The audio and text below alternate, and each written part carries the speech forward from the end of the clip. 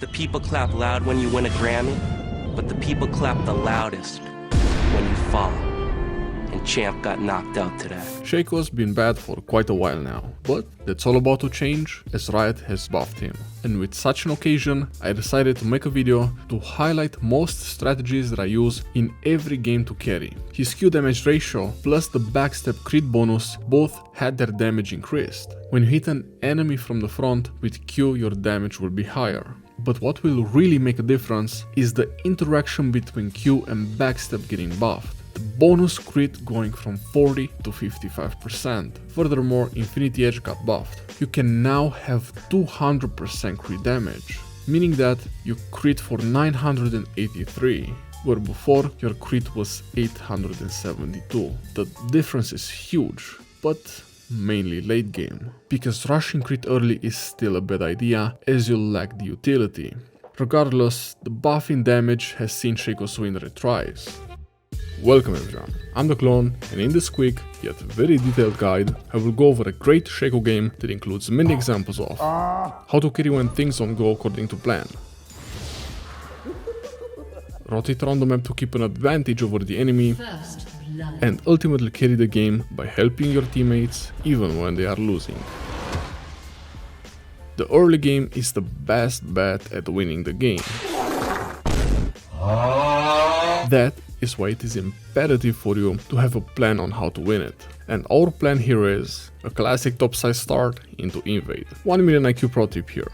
There's a method to clear either buff where you lose 0 HP at only the cost of a few seconds. Place 2 boxes at first. After the red spawns, let the box tank, and just as it expires, place another. Let it also tank, and congratulations, you just did red buff without losing any HP. This invade is perfect because it doesn't actually work. Therefore, I can highlight what to do in such a situation. If the enemy jungler doesn't show up, you can be about 99% sure they are taking your bot side buff. You need to learn to adapt, and that's exactly what I'm doing here. By the way, if you enjoyed this video format, please let me know in the comments down below, and if you want to support me to be able to make more videos, just drop a like and sub to the channel. Thanks.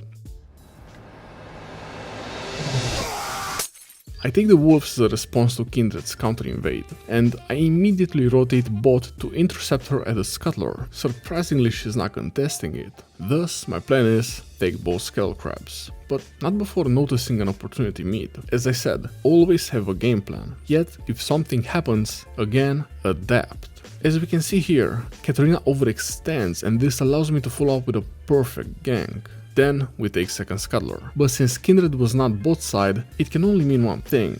That's right, she's top. If you ever know where the enemy jungler is, especially early game, expect the next time you see them to be on the other side of the map, because of rotations. Also, always check what buffs the enemy jungler has on them. In this case, Kindred confirmed she indeed took our blue buff. I see her rushing top to Khan. This is the perfect time for a counter gank. When you go in for a fight, do not overthink it.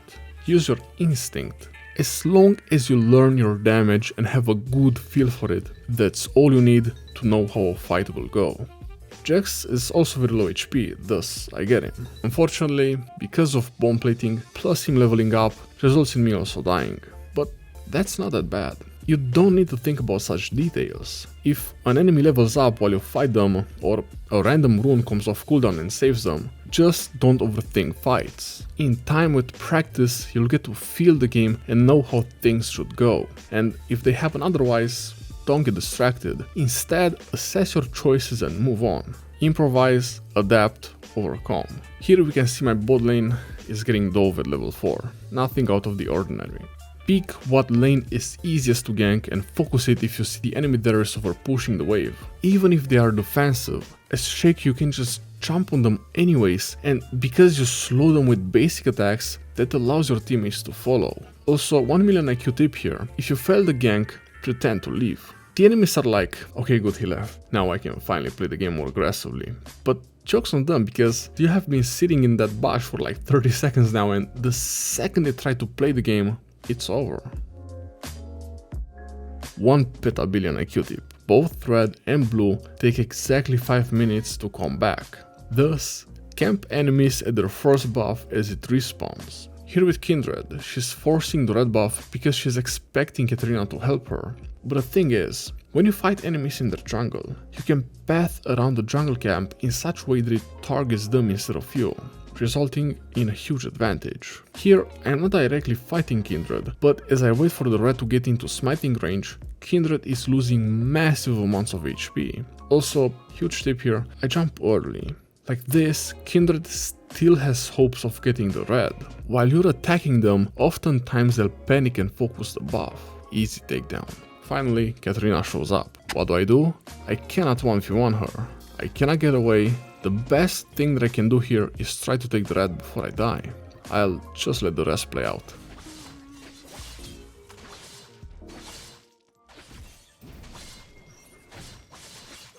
Nice.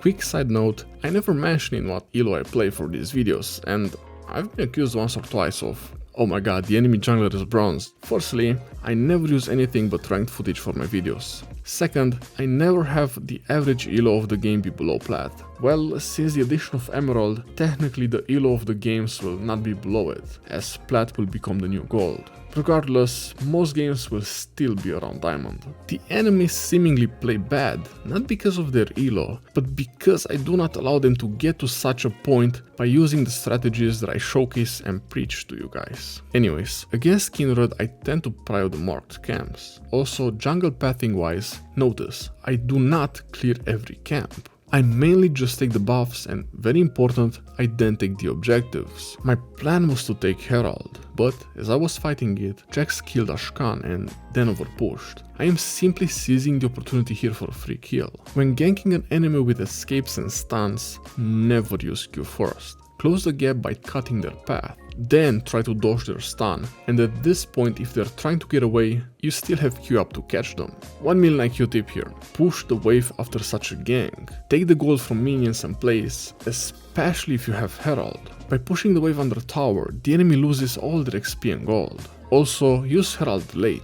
Destroy the squishy plates yourself, then since Herald does true damage, when the tower has 3 plates left, spawn it. By the time it charges, you down that plate leaving the tower with only 2. Now Herald will one-shot it. This is the fastest way to secure a tower early game. Now look at Kindred. Why do I play so aggressive here? She has the tower, right? Well, I do not care, because we have prio with minions, the Herald, and Ashkan is right beside me. Kindred cannot do anything. Always be confident and all will be well, because confidence intimidates your enemies. Quick backtrack here. While I was taking Herald, Kindred took Dragon, indicating us where she is, meaning the top lane was free without the threat of a counter gank. The only problem is, we lost early Dragon, but unfortunately, the way the game works, many times I experienced that regardless of how ahead, you almost always end up trading either Dragon for Herald or the other way around. Here, it didn't matter as the trade worked in our favor 100 times over. Bot lane is losing as always. As they make their way under tower, I wait for them inside the bush. I will jump and since I'm so fat, one-shot the Aphelios and then Yumi. But wait. Never mind, Kindred just did that.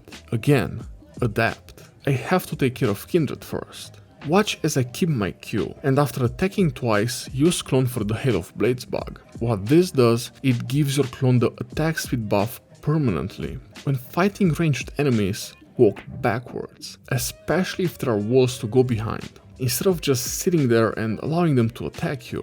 Then, after your cooldowns come back, use the wall to reset the distance in between you and them, allowing for a free takedown. Nice triple kill. Also, in regards to the build, here I went for the classic Dirk with Berserkers combo into Essence River. But I meant to ask you guys, do you build Blade of the Ruined King? Borg feels like an every game requirement. I personally am starting to hate it just for that, and thus I do not build it as often. Do you ignore or just embrace it? Pro tip here. Now that most of the enemy team is dead, your top priority is to always do what you otherwise couldn't when they are alive to apply pressure. For instance, take either Dragon or Baron and so on. Unfortunately here that isn't the case, as there are no objectives to secure.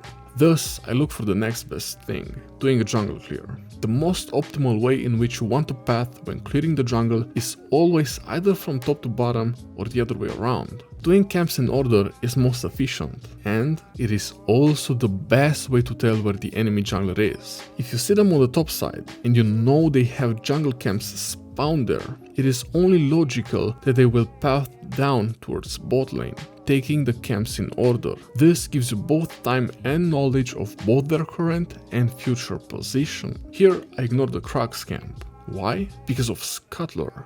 Always focus Scuttler as it gives vision, it's faster to take than a regular camp, and it gives more XP and gold. Here I was simply following my plan of pathing topside when a gank opportunity arose, as checks again overpushed. Always at the end of a clear, look to gank. Too bad Ashkan died, but as long as you're the one getting fed, that's all that matters. Especially in any elo below diamond, because you can solo carry more often than not. Again, take the minions to get extra XP, gold, and deny the enemy laner their food. If your allies ever complain about it, simply mute them. Solo queue is a very selfish game and you must play by its rules if you wish to come on top of everyone else. Here, I am only going for the best, most profitable targets. I don't do Krugs in red, I do red, then path straight for dragon.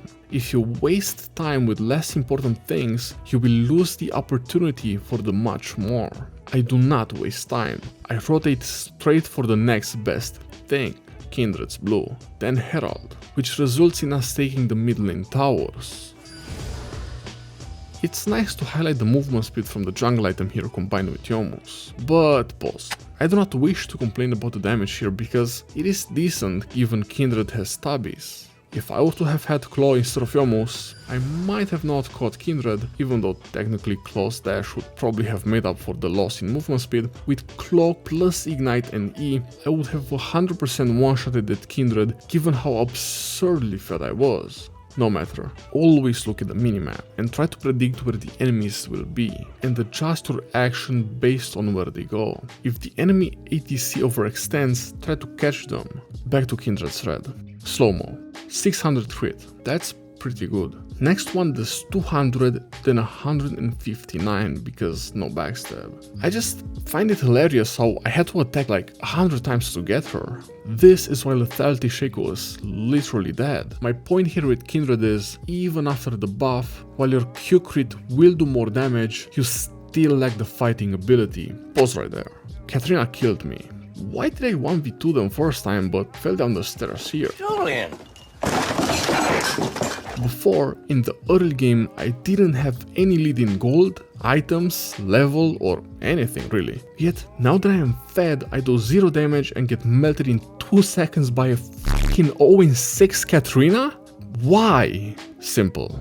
They also built items. That's why I was able to outplay them early, because neither of us had items there. Thus, I could outplay them to a better extent. Even enemies that are behind will still beat you, if not one-shotted, because of their kits. Plus, the way items work, you almost cannot beat anyone in a fair 1v1. That's why now, as mentioned in the intro, high-elo players decided to go for Sorcery second and rush Claw into Infinity Edge to try and one-shot. But rushing Infinity doesn't give you any utility, and while you will have damage, it'll all be useless because you lack the ability to use it. It's all for nothing if you don't itemize properly. Enemies will simply outscale you through much better jungle control and the ability to secure objectives. Do not give up any of those things by rushing crit just to maybe one-shot a squishy ADC a bit faster.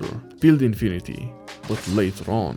In Korea, the best Shaco builds are the ones that focus more on survivability and sustain. I will talk more about those builds soon, but for now I can show you how, because of Bork, because of proper itemization, you can still do tons of damage without the cost of losing jungle control. For now, the best build that works with the buff and focuses on crit to one-shot late game carries, yet still gives you the utility and versatility early to mid game in order to carry is the same one I mentioned in the previous video. Berserkers with Dirk, Essence River, Bork, turn the Dirk into Collector, and now you get Lord Dominic's, Infinity Edge and so on depending on the matchup. Back to the game. Pro tip here. It is imperative you do not give away your position to the enemy team when looking for flanks, because if you do, they immediately start playing defensive and focus on you. If you don't let them see you, they will likely engage with your team thinking they will win. That's the best time for you to change the tide of battle with a perfectly timed flank. Again, only red buff. Now I position around dragon to secure it. When an important objective spawns, camp enemy paths that lead to said objective. Like this, you can be 100% sure someone will path through there unaware of you being this deep into their jungle, and that results in an easy takedown and a secured objective. Here, the bush is worded. Notice how the second I fall back, the enemies think they are relatively safe and take the fight. But just like I mentioned in the early game, it's a fake retreat. And 0 damage. If you don't get a backstab, it's over. This is even worse late game. That's why you must build crit, to mitigate the backstab bullshit. Also, pro tip here, do not queue and walk behind enemies like I do here. Instead, intercept their path. You are actually ghosted while in queue, meaning that you can walk through champions, minions and anything that isn't a wall or structure. You want to queue to the side of enemies or even in front of them and walk through them and then get the backstab. Just be careful if you walk in front of them, they might hit you with a random skill shot that was actually aimed for one of your teammates, thus messing the whole thing up. I really hope you guys enjoyed this deep insight into Shaco's gameplay anatomy. Thanks for sticking with me. 1 million IQ tip here.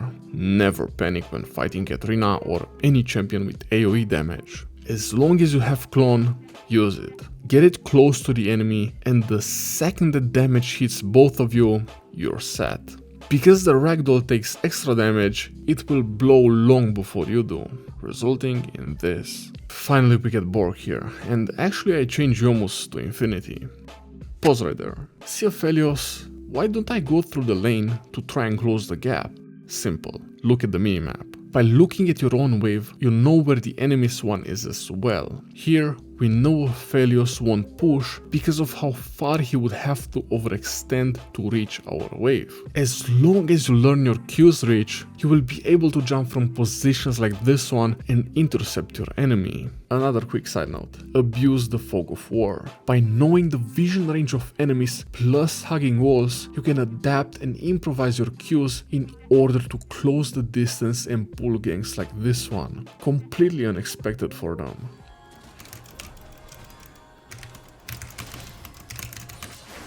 What the f was that, Riot Games?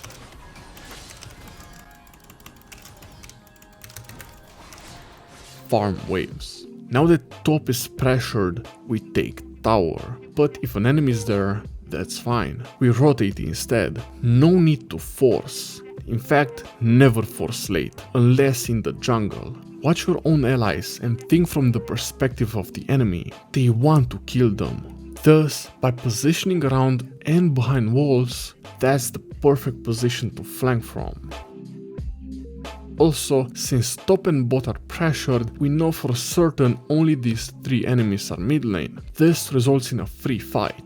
Notice though how even with Infinity, it takes 4 attacks, 2 of which might as well have been lucky crits, to kill a 1 in 8 3 levels behind Katarina. Quick side note here, the buff will help particularly with situations like this one. Yet, this only further proves how crit and raw damage will never be able to deal with enemies that build just a bit of HP and armor. It further proves how items like again Borg, Lord Dominic's and even Eclipse or Kraken work much better because they allow you to deal with a wider range of enemies, where pure crit with Infinity as the backbone will only work against squishy targets.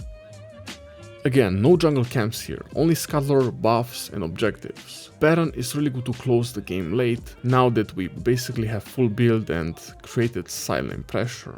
All you can do late outside the jungle is create pressure. There's no way we can force the tower with the 6 and 8 jacks there. Conclusion, you don't have much of a presence late game. That's a lie.